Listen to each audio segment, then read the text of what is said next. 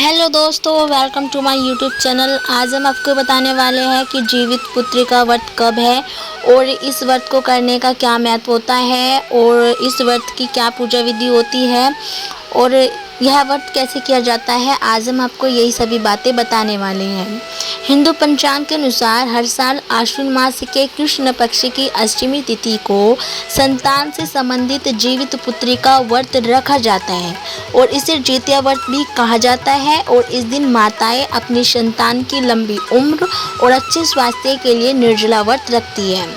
माना जाता है कि निर्जला व्रत रखकर माताएं भगवान जीमूत वाहन की विधिवत पूजा अर्चना करती हैं। आइए जानते हैं कि जितिया व्रत कब रखा जाएगा।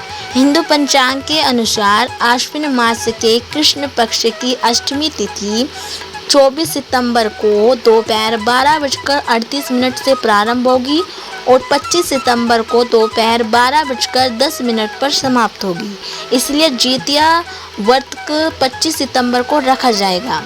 आइए जानते हैं कि जितिया व्रत कैसे रखा जाता है। जितिया व्रत छठ की तरह कठिन माना गया है और इस व्रत के पहले दिन महिलाओं को सूर्यदेव से पहले ही स्नान करना होता है और स्नान के बाद पूजन आरंभ किया जाता है।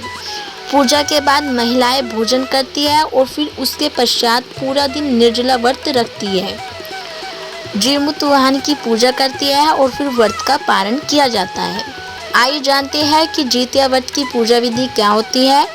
जीवित पुत्रिका व्रत के दिन प्रातःकाल स्नान करने के बाद महिलाएं प्रदोष काल में पूजन स्थल को गोबर से लीपकर साफ करती है और इसके बाद वहां पर एक छोटा सा तालाब बनाया जाता है और तालाब के नज़दीकी पाकड़ की डाल खड़ी की जाती है।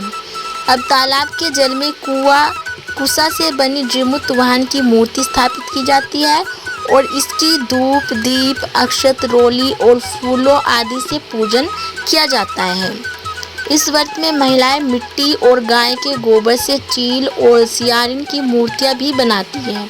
इन मूर्तियों के माथे पर सिंदूर का टीका लगाने के बाद जीवित पुत्रिका व्रत की कथा सुनी जाती है। आइए जानते हैं कि जितिया व्रत को रखने का क्या महत्व होता है। जितिया व्रत बहुत ही महत्वपूर्ण व्रत माना जाता है और इस दिन माताएं अपनी संतान की लंबी आयु और अच्छे स्वास्थ्य के लिए निर्जला व्रत रखती है। पूरे दिन और पूरी रात को निर्जला व्रत रखने के बाद अपना व्रत खोलती है और भविष्य पुराण में भी इस व्रत के महत्व के बारे में विस्तार से बताया गया है। तो दोस्तों, अगर आपको हमारी ये जानकारी अच्छी लगी हो तो वीडियो को लाइक और चैनल को सब्सक्राइब करना ना भूलें।